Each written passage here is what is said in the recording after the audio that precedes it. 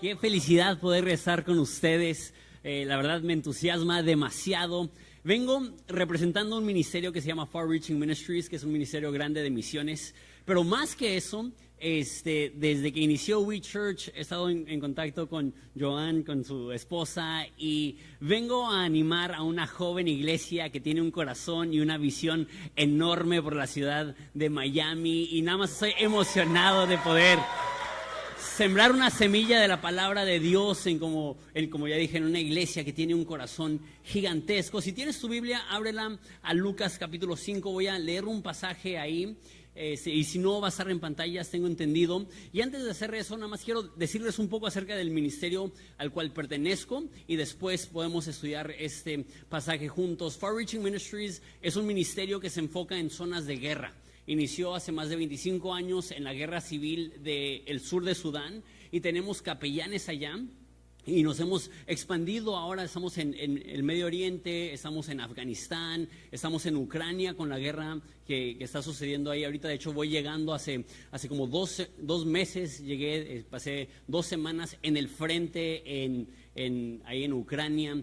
Estamos también en Latinoamérica, estamos rescatando a niños víctimas de la trata humana y de la venta de órganos en Centroamérica, y plantando iglesias en zonas controladas por el crimen organizado. Entonces, puras cosas muy sencillas, nada complicadas como se pudieran imaginar. Y lo que hacemos es que queremos ir, nuestro eslogan es: nosotros vamos a los lugares de donde los demás están huyendo. Entonces, creo que Dios te puede inspirar también a ti, porque como digo, tengo como 2 objetivos. Uno, poder inspirarte a través de la palabra de Dios, a través de lo que este ministerio está haciendo. Pero 2, también recordarte que Miami es una ciudad que tiene demasiada necesidad, y que Dios te ha colocado en esta iglesia particularmente y en esta ciudad en general, porque Dios tiene como objetivo usarte para hacer una diferencia real, usar esta iglesia como comunidad, pero usarte también a ti como individuo. Entonces, lo que voy a hacer es que voy a leer el pasaje completo que vamos a considerar juntos. Es Lucas 5 del 1 al 11, y después tengo 4 puntos que quiero considerar. Dice así: aconteció que cuando Jesús estaba junto al lago de Genesaret, el gentío se agolpaba sobre él para escuchar la palabra de Dios. Y vio 2 barcas que estaban cerca de la orilla del lago, y los pescadores habían descendido de ellas y lavaban sus redes. Y entrando en una de aquellas barcas, la cual era de Simón, le rogó que la apartase un poco de la tierra, y sentándose enseñaba desde la barca a la multitud. Cuando terminó de hablar, dijo a Simón: boga mar adentro y echa tus redes para pescar. Respondiendo Simón, le dijo: Maestro, toda la noche hemos estado trabajando y nada hemos pescado, mas en tu palabra echaré la red. Y habiéndolo hecho, encerraron gran cantidad de peces, y su red se rompía. Entonces hicieron señas a los compañeros que estaban en la otra barca para que vinieran a ayudarles, y vinieron y llenaron ambas barcas de manera que se hundían. Viendo esto, Simón Pedro cayó de rodillas ante Jesús diciendo: apártate de mí, Señor, porque soy un hombre pecador. Porque por la pesca que habían hecho, el temor se había apoderado de él y de los que estaban con él. Asimismo Jacobo, Juan, hijos de Zebedeo, que eran compañeros de Simón. Pero Jesús dijo a Simón: no temas, desde ahora serás pescador de hombres. Y cuando trajeron a tierra las barcas, dejándolo todo, lo siguieron. Padre, te pido que nos hables en esta mañana. Es nuestro deseo tener un encuentro con Jesús, así como Pedro, que su vida fue transformada, su identidad fue transformada al tener un encuentro con Jesús. Ese es mi deseo para cada uno de los que estamos aquí. Quizá algunos te conocemos, quizá algunos te conocemos de manera entrañable, y quizá algunos otros te conocemos, pero un poco a la distancia. Te conocemos, pero aún nos falta descubrir el nivel de intimidad que tú tienes para nosotros. Padre, que abras nuestros ojos de nuestro entendimiento, que abras nuestros corazones para recibir todo lo que tú tienes para nosotros en esta mañana. En el nombre de Jesús, amén. No sé tú, pero cuando yo leo esa historia me da la impresión que es el primer encuentro entre Jesús y Pedro. Que Jesús ya es como un predicador conocido, dice que la gente se estaba agolpando sobre él, era popular, era alguien que la gente lo seguía, y de repente llega y ve unos pescadores y unos barcos y pide prestado un barco para poder subirse al barco y predicarle a la multitud, donde la multitud está en la orilla como un teatro natural.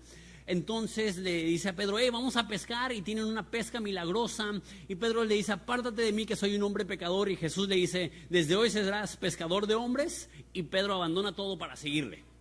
Pareciera ser el primer encuentro, pero no lo es. Aquellas personas que se dedican a entender las cronologías de los evangelios nos dicen que Pedro conoció a Jesús en el evangelio de Juan, y nos dice esa historia que fue en el río Jordán, no en el mar de Galilea, como vemos aquí. Y Pedro era discípulo de Juan el Bautista antes de ser discípulo de Jesús. Y nos dicen los expertos que para cuando sucede esta historia, Pedro ya había estado siguiendo a Jesús como discípulo por varios meses. Entonces, esto me da un filtro totalmente distinto para entender la historia. Porque lo que podemos ver aquí es que Pedro seguía a Jesús sin totalmente entender quién era Jesús. Me lleva a mi primer punto. Es posible estar con Jesús sin necesariamente conocerle verdaderamente. Y lo digo con un poco de preocupación. Porque lo que estoy diciendo aquí no es como que hay gente que se dice ser cristiana y no lo es. Estoy diciendo casi lo opuesto. Hay gente genuina, comprometida, que ama a Jesús, estoy escribiendo a Pedro, pero aunque conocen a Jesús a distancia, su corazón no ha experimentado la intimidad con Dios que anhela. No quiero que levantes tu mano, no quiero exponer a nadie, pero toma un análisis en tu propio corazón y responde esa pregunta si te estoy escribiendo. Hay personas que aman a Jesús, que sirven a Jesús, están comprometidos con Jesús, pero si son honestos, su corazón aún no ha experimentado la intimidad con Dios que anhelan tener. Muchas personas están en esa situación. Entonces, la pregunta es, ¿cómo puedes iniciar a experimentar a Dios en los niveles que tu alma anhela? El primer punto es que estar con Jesús no necesariamente significa que lo conoces. Y punto número 2, es en aguas profundas donde conocemos a Dios. Todas las historias de la Biblia, pero particularmente las historias de los evangelios, tienes que entender eso. Eso es súper importante para entender la Biblia. No son primordialmente narraciones de lo sucedido, aunque lo son. Efectivamente, hace 2000 años Jesús le dijo a Pedro, vamos a pescar.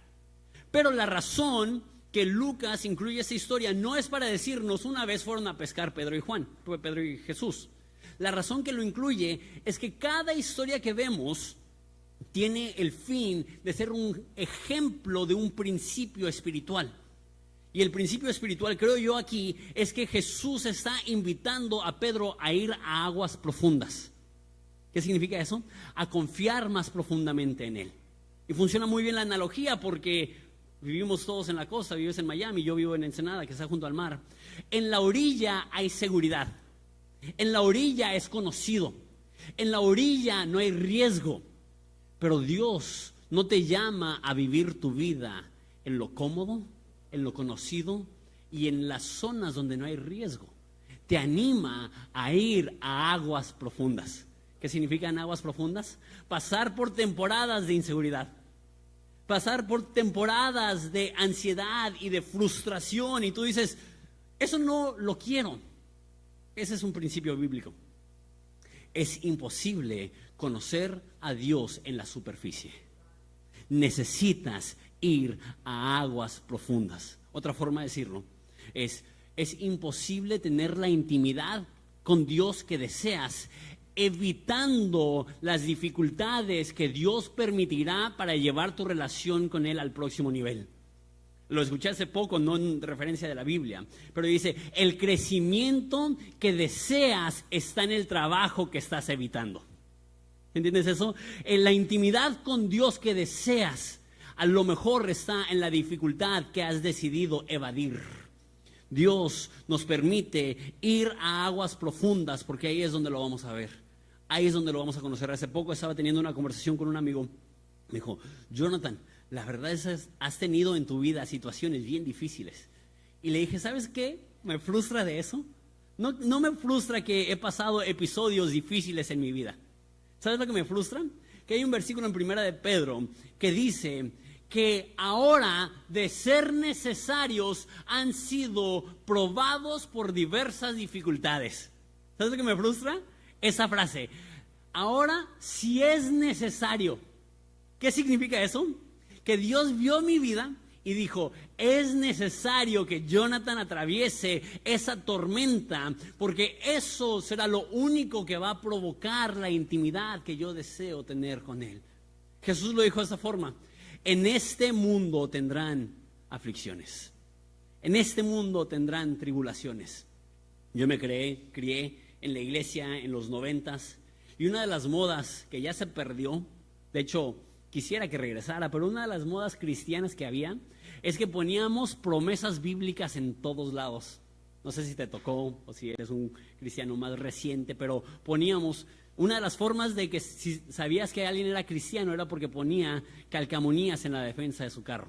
Cuantas más calcamonías, más cristiano eras, ¿no? Y de repente veías uno con 7, 8 calcamonías y dices, ese es cristiano peso completo, ¿no? Y después llegabas a su casa y calendarios con promesas, e imanes en el refri con promesas, y almohadas con promesas. ¿Y sabes qué promesa jamás vi? En este mundo tendrás aflicciones, ¿no? Así impreso en una taza de café. Mientras te estás echando tu café mañanero, en este mundo tendrás aflicciones. No es una promesa que recordamos seguido, pero lo importante de esa promesa es la segunda mitad. En ese mundo tendrás aflicciones, pero confiad, yo he vencido al mundo. Como el salmista que dijo, aunque ande por el valle de sombra de muerte, no temeré mal alguno, porque tú estás conmigo.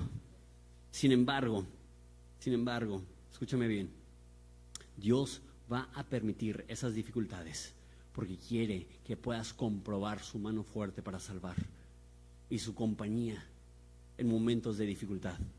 Es en momentos difíciles, es en aguas profundas donde nuestra fe se prueba. Les dije que voy llegando de Ucrania, y la razón que estamos haciendo eso es porque tenemos 2 casas hogares que ya están operando en ese país, pero acabamos de comprar una propiedad de 16 hectáreas con vista a un lago hermoso, pareciera Austria, pero es Ucrania.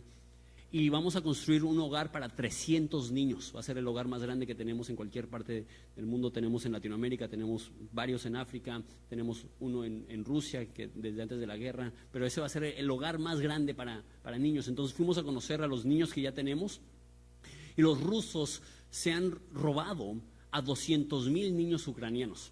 Eso está documentado, los han llevado de Ucrania a Rusia para indoctrinarlos. Son cosas muy, muy, muy fuertes. Hay decenas de miles de huérfanos que han perdido a sus papás en la guerra, a su papá en la guerra, y muchas veces en estas zonas de donde está la franja de la guerra, la mamá simplemente estaba yendo por suministros y mueren, y están los niños ahí descuidados. De hecho, el fundador de la organización tiene un hijo especial, un hijo con síndrome de Down, y vio a un niño con síndrome de Down viviendo solo entre los escombros. Eso fue lo que provocó el deseo de empezar este hogar. Entonces también tenemos capellanes. Los capellanes son como pastores dentro del ejército. Tenemos 30 capellanes ahí. Entonces fuimos a visitarlos y nos llevaron al frente. Y la verdad es que en Latinoamérica me han sacado armas. He tenido enfrentamientos bien intensos con el crimen organizado. Hemos hecho también muchas de estas cosas. Pero es muy diferente que te saquen un arma a estar esquivando misiles. Y te voy a ser muy honesto. Jamás había experimentado algo así. Llegamos a la primera ciudad en el frente y estábamos yo, un compañero del trabajo y 3, 4 capellanes. Y en cuanto llegamos a esa ciudad, que previo a que iniciara la guerra eran como 50,000 personas, no había ni un edificio que no había sido destruido. Todos los edificios de esta, todavía en zona de Ucrania, no del lado ruso, del lado ucraniano, todos los edificios destruidos. Estábamos ahí y de repente se escuchaba así, que caía una bomba, y se escuchaba como un trueno, y los ucranianos como si nada. Entonces fuimos de esa ciudad, como cada 5 minutos caía una bomba, y fuimos a una ciudad más principal, se llama Zaporizhia, y ahí como cada 2, 3 horas sonaban las alarmas de que iban a caer misiles. Y íbamos a cafeterías y las damas ahí tomándose su latecito, sonaban la alarma y ni paraban de hablar. Ya estaban tan acostumbrados a esa situación. Yo que me quería meter abajo de la mesa, ¿no? Pero no quería verme como el único con miedo. Entonces, literal, las personas ahí tomándose su matcha y a lo lejos, se escucha quién sabe dónde cayó, pero cayó ahí en la ciudad. Al otro día fuimos a la zona donde está más caliente, se llama Pokrovsk, que es dentro de la zona que Rusia ha puesto como objetivo capturar, es la última ciudad principal. Entonces ahí es donde han concentrado la mayor cantidad de soldados y de recursos, y para llegar ahí estábamos atravesando cráteres de misiles que todavía tenían humo, y llegamos y nos bajamos del carro y ahí era como una escena de Salvando al Privado Ryan. No se paraban de escuchar las bombas, era así. Una vez más, estás ahí y ves a los soldados platicando como si nada y te da cierta seguridad diciendo, ok, se escuchan a lo lejos.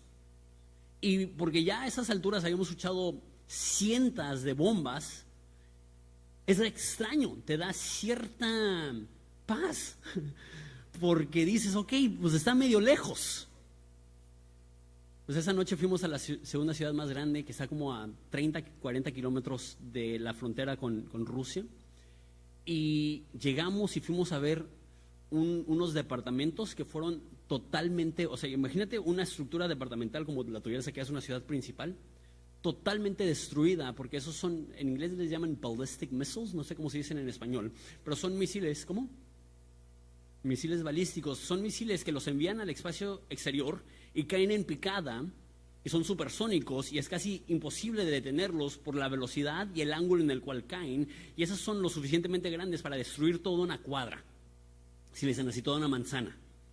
Entonces fuimos a esa ciudad, vimos eso y después fuimos al hotel y era la medianoche y todavía no me había podido quedar dormido, que de repente cae uno de esos misiles sin alarma previa a unas cuantas cuadras, y a diferencia de los otros que se escuchaban como un trueno a lo lejos, esto sacudió el edificio y se sintió como si estuvieras escuchando la demolición de un edificio.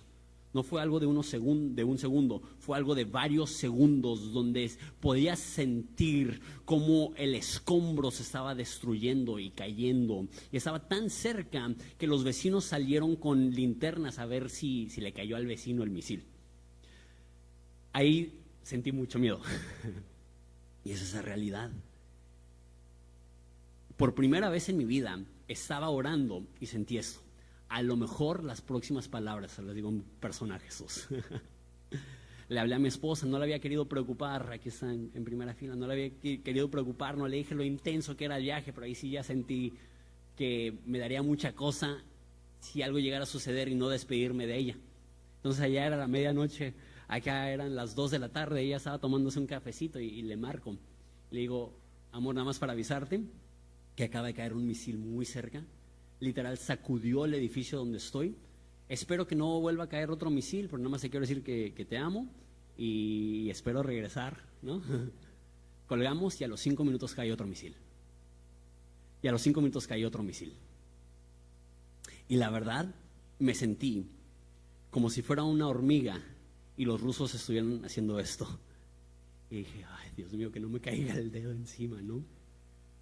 Al otro día nos separamos de la franja donde está la guerra y nos vimos con otros capellanes, y ya con eso termino esta historia. Simplemente siento que es una buena forma de ver cómo Dios te saca de tu zona de confort porque quiere tu crecimiento. Y en México, no sé si el resto de los hispanohablantes latinoamericanos sean igual, pero en México una de las formas que lidiamos con el dolor y la dificultad es con el humor. Uno de esos episodios que les conté, que estábamos haciendo eventos a través de la iglesia, conciertos, nos detuvo una camioneta que se atravesó en la carretera, salieron 4 personas con armas automáticas y nos tuvimos que regresar. Es una zona que se llama Tamaulipas.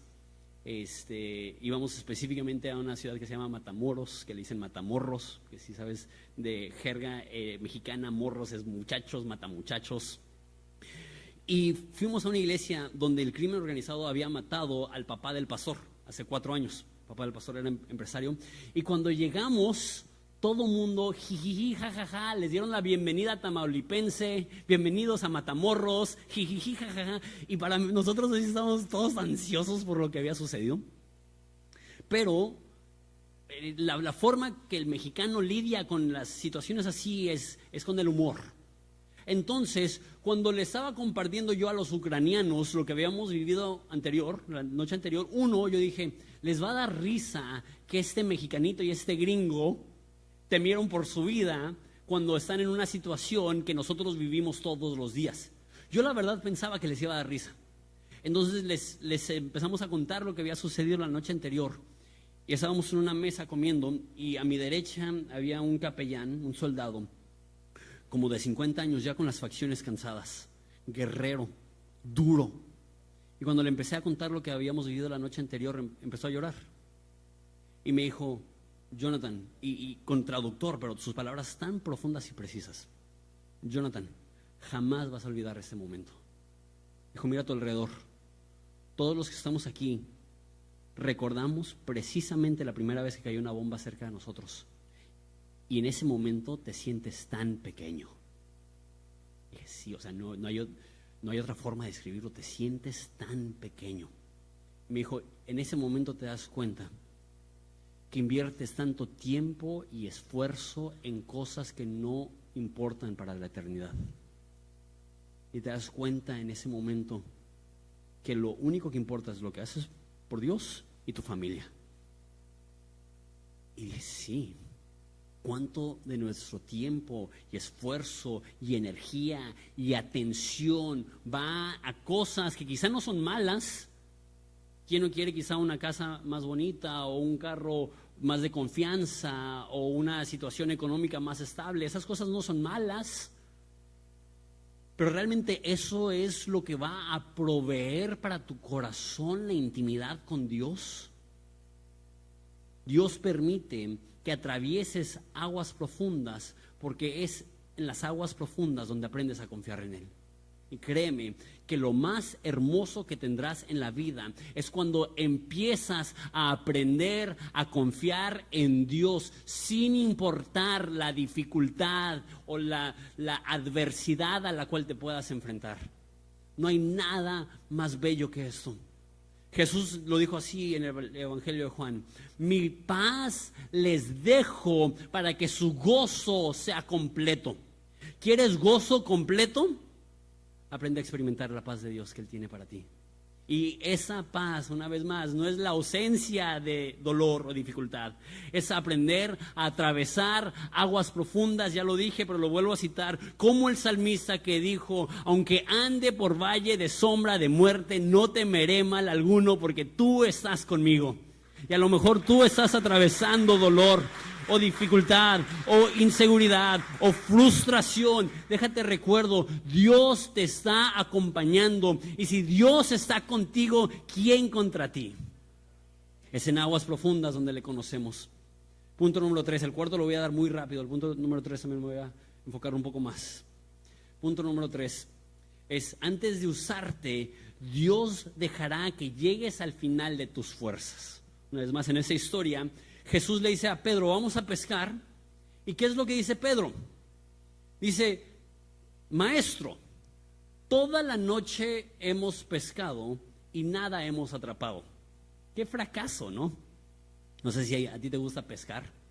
Una vez, mi papá se crió en un hogar con una mamá soltera, entonces a él no le tocó ir de cacería o de pesca o acampar. Entonces quería, cuando yo era un niño, tenía unos 10, 12 años, quería enseñarme o tener esa oportunidad de tener actividades de papá e hijo. Entonces fuimos a pescar en el mar abierto en Ensenada y estábamos usando sardinas como carnada, y no sé cómo, pero después de 3, 4 horas que mi papá no había atrapado nada, por fin empieza a sentir algo, me agarró algo. Y todo emocionado saca el pez y no sé cómo, pero la sardina se desprendió y agarró un pez como la mitad del tamaño de la sardina por la aleta. Imagínate como buscando a Nemo de ese tamaño. Y eso es lo que sacó.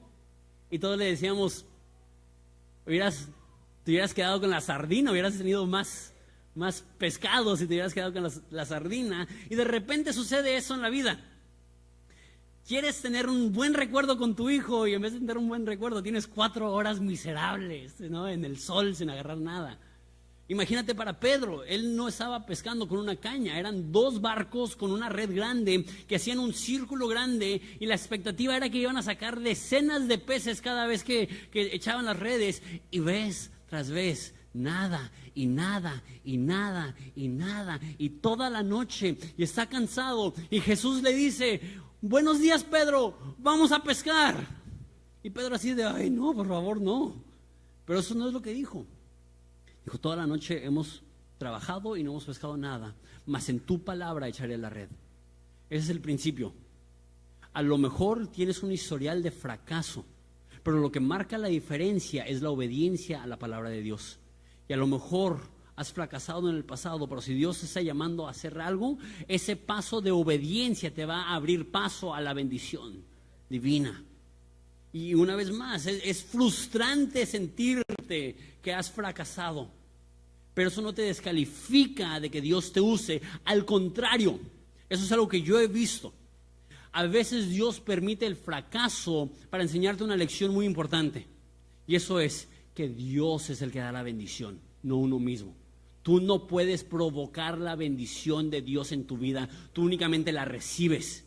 Y Dios va a permitir que atravieses por temporadas de fracaso, porque si no, si Dios te bendijera sin un historial problemático, a lo mejor te infla el ego en vez de provocar en ti agradecimiento. Si sabes algo de la historia de Pedro, ¿qué hubiera pasado si hubiera tenido la pesca milagrosa, pero la noche antes no hubiera tenido el fracaso? ¿Qué hubiera pasado en el corazón de Pedro?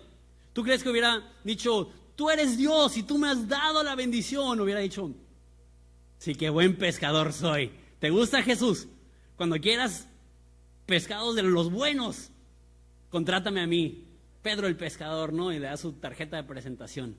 Pero fue su fracaso la noche anterior que hizo que él reconociera que la pesca no era el producto de su esfuerzo, sino provisión y milagro divino. Y a lo mejor te toca pasar el dolor del fracaso para que cuando Dios se active a tu favor, lejos de eso provocar ego y orgullo, te provoque humildad y agradecimiento, y puedas decir: todo don perfecto y toda dádiva buena viene de lo alto, del Padre de las luces, y puedes colocarte en un lugar de humildad para recibir la bendición que Dios tiene para ti. Antes de que te use, dejará que llegues al final de tus fuerzas. Entonces, amigo, si sientes que estás ahorita atravesando el peor capítulo de tu historia, reconoce que para el Hijo de Dios todo mal capítulo tiene un cierre y vienen capítulos de mayor bendición. Y a lo mejor estás pasando por un tiempo donde sientes que el cielo se ha cerrado. Hablé al principio de no tener la intimidad que deseas tener con Dios. A lo mejor así te sientes. Y a lo mejor ese sentimiento no es porque Dios se ha apartado de ti, porque Dios no hace eso, sino porque tú te has apartado de Él. Hablando de fracaso, o sea, está feo no haber atrapado nada, pero estamos a unos años de que este mismo Pedro va a negar a Jesús en su momento de mayor necesidad, de mayor soledad, de mayor tristeza. Pedro negó a Jesús.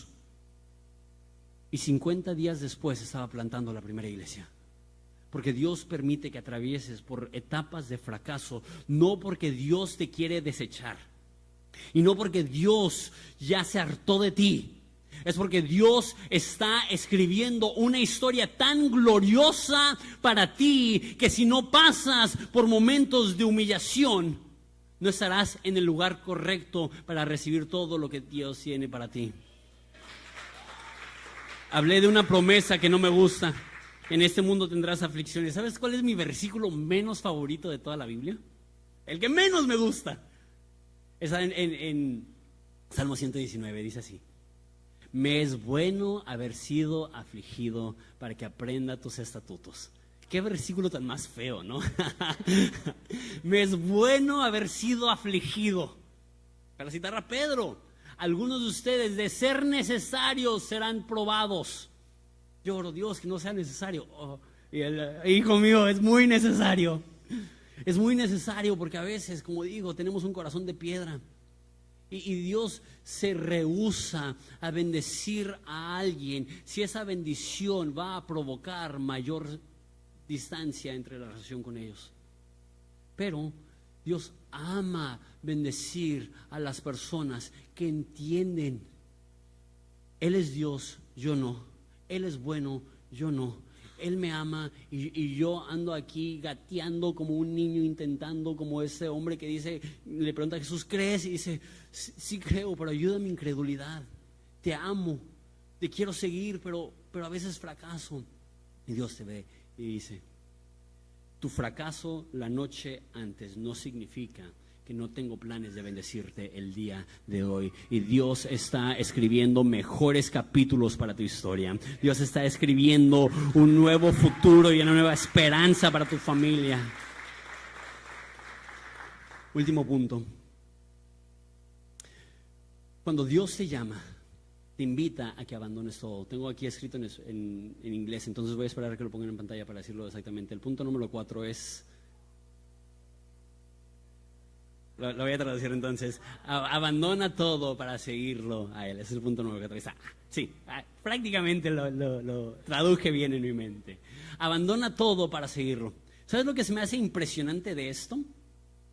Que Pedro, después de la pesca milagrosa, abandona incluso la pesca milagrosa para seguir a Jesús. Esa es una de las cosas que me hacen pensar que efectivamente Pedro ya conocía a Jesús. Porque hay otros episodios donde personas con entusiasmo se acercan con Jesús y le dicen, te quiero seguir. Y Jesús dice, sí, claro, sígueme. Y dicen, ok, déjame resuelvo este tema económico y después te sigo. Y Jesús le responde, hey, los zorros tienen cuevas y las aves tienen nidos, pero el Hijo del Hombre no tiene dónde descansar su cabeza. Está diciendo, me quieres seguir a mí, yo no tengo resuelto el tema económico y tú quieres esperarte a resolver el tema económico para seguirme. No, pues no. O otra persona que dice, te sigo, pero deja entierro a mi padre. Y hay personas que dicen, oye, qué malo Jesús que no lo dejó. Pero la mayoría de gente está de acuerdo, no es que su papá ya había muerto. Estaba esperando a que su papá muriera para recibir una herencia, para ya no tener que trabajar y entonces poder seguir a Jesús. Y Jesús le dice, deja que los muertos entierren a sus propios muertos, dándole a entender, no te voy a esperar. Entonces Jesús le dice a Pedro, quiero usarte. ¿Y será que Pedro entiende ahora la urgencia que incluso abandona la pesca milagrosa para seguir a Jesús? ¿Qué me demuestra eso? Que Pedro tenía tanta urgencia que estaba indispuesto a arriesgar el llamado con tal de un mayor beneficio personal. Déjalo digo de otra forma, quizá un poco más clara. Para Pedro, los pescados no representan comida. Esos son cientos, probablemente miles y miles de kilos de pescado. Entonces, no es como, ¿qué va a hacer Pedro con tanto pescado? No es como que, ya voy a comer muy bien. No, él es un pescador de oficio que lo que hubiera hecho es que hubiera ido al mercado el otro día y hubiera vendido todos los pescados y hubiera ganado un dineral. O sea, la mejor ganancia de su vida.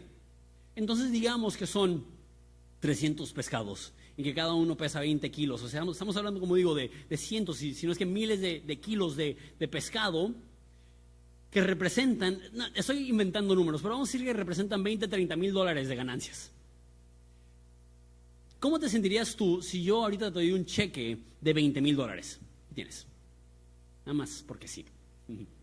¿Te emocionarías? ¿Te pondrías feliz? Sí, creo que la mayoría, a menos de que seas Messi, la mayoría de personas se pondrían muy felices con eso. Y yo te digo, tienes este cheque, quiero que me sigas. ¿Cuántos de ustedes dirían, ok, te sigo, no necesito el cheque? Si yo fuera Pedro, lo que estoy diciendo es, yo diría, me encanta la idea, pescador de hombres, sign me up, le entro, dame 24 horas, mañana abre el banco, deposito el cheque y nos vamos, ¿no? Dame 24 horas, mañana abren el mercado, vendo los pescados y ya nos vamos. No lo hizo. ¿Por qué? Porque hay un principio que Pedro entendía, y eso es, la salvación es gratis, pero la obediencia es costosa. No obedecemos para ser salvos, eso es gratis. Pero Dios jamás llama a sus hijos a una vida mediocre. Y una vida de éxito, o una vida donde Dios te usa, o una vida donde estás transformando a las demás personas, siempre irá acompañado de un aprecio personal. Dietrich Bonhoeffer, alguien que perdió su vida como mártir en el régimen nazi, dijo eso: cuando Dios llama a un hombre, le dice ven y muere. Y creo que ese mensaje de repente se pierde un poco en la iglesia. Incluso hace un segundo estaba hablando de las bendiciones que Dios tiene para ti, lo creo de todo corazón. El fracaso te coloca en el lugar correcto para recibir la bendición, pero también necesitas entender que lo que Dios quiere para ti es una vida gloriosa. Y Jesús dijo: el tiempo de mi gloria ha llegado. ¿Y de qué estaba hablando? De su crucifixión. Porque para Dios gloria y sacrificio van de la mano. Y Dios quiere usarte, y Dios quiere que tengas una vida gloriosa. Mas escúchame bien, no significa una vida cómoda, ni una vida fácil, ni una vida sin obstáculos o sin problemas. Cuando Dios nos llama, dice ven y muere. Y eso nos toca verlo una vez más. El tipo de ministerio en el que estoy es un ministerio muy intenso. Tenemos 100 misioneros en Nigeria, donde en el norte son musulmanes extremadamente violentos, en el sur son cristianos, y los cristianos van de misioneros, y hemos tenido personas que los matan a las 2 semanas de llegar a su misión. Y tú dices, ¿por qué estarían dispuestos a arriesgar su vida? Y ellos te dirían eso: porque yo con gusto estoy dispuesto a morir para que una persona pueda conocer. Y a lo mejor a mí me toca ser Esteban para que otra persona pueda ser Pablo. En esa referencia, Esteban fue el primer mártir. Saulo, que se convirtió en Pablo, presenció la muerte de Esteban y fue el primer paso en su conversión. Dice, a lo mejor a mí me toca ser Esteban para que alguien más pueda ser Pablo.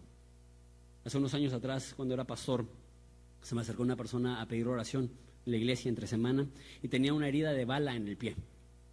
Y eso no es común, aún en zonas de conflicto en México, pero me dijo, ¿puedes orar por mí? Yo, con gusto, pero explícame por qué vienes herido. Y me dijo, yo era un sicario, fui sicario por 20 años para de las organizaciones ilícitas más conocido de todo México. Y me hice cristiano, yo y mi esposa, y le pedimos permiso a mi jefe de que nos retiráramos, que nos jubiláramos, por decirlo así, y había tanta cercanía que permitió que se saliera de ese mundo, que es muy poco común. Entonces por 4 años vivió una vida normal, civil, y el hijo de su jefe lo encontró, todavía era joven, tenía como 45 años. El hijo de su jefe lo encontró y le dijo, necesito que trabajes para mí. Y le dijo, no puedo, soy cristiano. Y le dio un tiro en el pie y le dijo, tienes 24 horas para cambiar de opinión, o tú y toda tu familia van a morir. Y fue a la iglesia a pedir oración. ¿Y sabes lo que me mueve de esa interacción? Que yo pensaba que él iba a decir algo así: Jonathan, ora por mí, que Dios me dé sabiduría para saber qué hacer. Eso no es lo que dijo. Me dijo, Jonathan, ora por mí, que Dios me dé la valentía para morir bien. Y jamás volví a escuchar de él. Y digo, qué loco que en mi ciudad hay personas que han decidido hacer el sacrificio máximo, pero no desobedecer a su Dios. Y la verdad veo eso y digo, ¿cuánto me ha faltado a mí? ¿No? Cuando Dios dice, vamos a lo profundo, ¿qué excusas pongo yo? Dios nos llama y a nosotros nos corresponde obedecer. ¿Por qué? Porque los hombres malos no están pidiendo permiso para hacer lo malo, y muchos hombres buenos no se activan porque no saben qué hacer. Y hay una frase muy famosa que dice, los hombres malos logran sus objetivos porque los hombres buenos no hacen nada. Creo que es cierto, pero creo que hay una razón detrás de eso. Creo que los hombres malos tienen una iniciativa demoníaca, tienen una creatividad diabólica, y muchas veces los hijos de Dios simplemente no sabemos qué hacer. Déjate recuerdo lo que dijo Jesús, que Él va a construir su iglesia y ni las puertas del infierno prevalecerán en contra de ella. Cuando la iglesia se levanta y se activa y decide tomar el territorio del enemigo, no hay fuerza satánica lo suficientemente fuerte para detener los avances de la iglesia. Una iglesia que se levanta con fe es una fuerza imparable. Y nos toca creerlo. Nos toca creer que mayor es el que está en ti que el que está en el mundo. Y una vez más, vengo representando una organización que estamos yendo a los fines de la tierra, a los lugares más oscuros, pero no tienes que ir a Ucrania o a Nigeria o a Burma para brillar la luz de Jesús. A lo mejor te toca brillar la luz de Jesús en tu escuela, en tus círculos sociales, en tu trabajo. Sabiendo esto, Dios me ha llamado con un propósito, y es hacer brillar su luz. Es hacer una diferencia real y tangible. Dios me ha llamado a abandonarlo todo para seguirlo a Él. Tenemos la forma que recaudamos fondos para nuestro ministerio de Gracia Amor. Es que conseguimos patrocinadores para los niños, para misioneros, para capellanes. Y ahorita tengo dos áreas donde te puedes involucrar si quisieras. Uno es los niños en Ucrania. Eso es para patrocinar a los niños de la casa nueva que estamos construyendo. El patrocinio para ellos, y también esos son pastores que están plantando iglesias en zonas de alto conflicto en Latinoamérica. La donación sugerida es mensual y es de $75 por mes. Si eso está dentro de tu presupuesto, excelente. Si no, esa es la donación sugerida. Obviamente con $75 no vamos a poder apoyar a un pastor, a un niño. Tenemos que recaudar varios patrocinadores por cada individuo. Y al hablar de esto es bien importante, y más en una iglesia joven, decir esto: por favor, no des a nuestra organización a expensas de lo que estás dando actualmente en tu iglesia local. Déjalo de otra forma. Dios nos llama a ser fieles a la iglesia local primero y después a misiones. Entonces, quiero darte dos indicaciones muy claras. Si no estás siendo fiel con tus finanzas en tu iglesia local, esa es una de las formas más efectivas que tú puedes aportar para que el reino de Dios avance y que esta iglesia que está en su infancia pueda seguir creciendo y alcanzando a más personas. Entonces, Joan no me pidió que dijera eso, lo digo yo como quien fui pastor por 12 años, que entiendo la dinámica, que es muy fácil venir y decir: me pregunto si voy a invertir aquí mi dinero. No sé, voy a venir unos cuantos meses a ver si sí, y voy a venir unos cuantos años a ver si sí, y no, ya que cumpla unos 15 años en la iglesia, ahí ya me voy a comprometer. No, esa no es la actitud. La actitud es esta: Dios me ha dado a mí la oportunidad de ser gasolina que ayuda a impulsar esto, a alcanzar a más personas. ¡Qué privilegio! ¡Qué privilegio poder usar lo que he podido recibir de parte de Dios para que más personas puedan experimentar lo que yo estoy experimentando! Entonces, número uno, si no estás siendo fiel a tu iglesia local, empieza a hacerlo. Haz caso omiso de esto y empecemos con lo primero.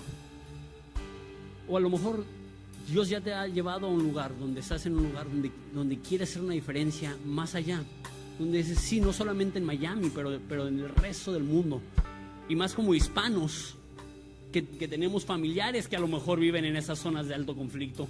Decimos, sí, claro, quiero apoyar para que un pastor más pueda plantar una iglesia. O te identificas. Yo tengo a mi hijita aquí de 3 años y muchos me preguntaron, ¿por qué vas a ir a Ucrania si tienes una familia? Tengo 3 hijos. Y dije, imagínate esto. Imagínate que alguien invade a México y yo me tengo que ir a la guerra a defender a mi familia, y un día falto yo y un día falta mi mujer. Yo quisiera que alguien se interesara lo suficiente en mis hijos para ir por ellos, para darles una mejor vida. Y esa es la realidad para un país que está siendo destrozado. Digo, cientos de miles de niños robados y decenas de miles de niños que han sido huérfanos por la guerra. 200,000 ucranianos han fallecido. Es muy difícil entender eso. Termino con esto. Hay una historia. Tenemos códigos para todos, y uno de los códigos que tenemos para una casa en Latinoamérica la llamamos Estrellita de Mar, porque hay una historia donde había una tormenta que lanzó a decenas de miles de estrellitas de mar a la arena. La situación es que se iban a secar, se iban a morir todas, a menos de que alguien las regresara al agua. Entonces un niñito va y empieza a aventar las estrellitas del mar al agua y se está divirtiendo, y para él es divertido. Y alguien le grita, ¡Ey! ¿Qué haces? Desperdicias tu tiempo. Son demasiadas. Lo que haces no importa. Y al aventar una estrellita más dijo, a esa sí le importó.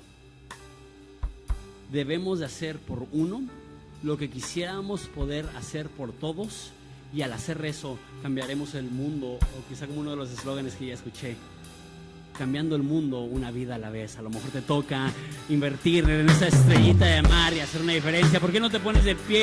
Vamos a cerrar este tiempo. Padre, te doy gracias por la oportunidad que me das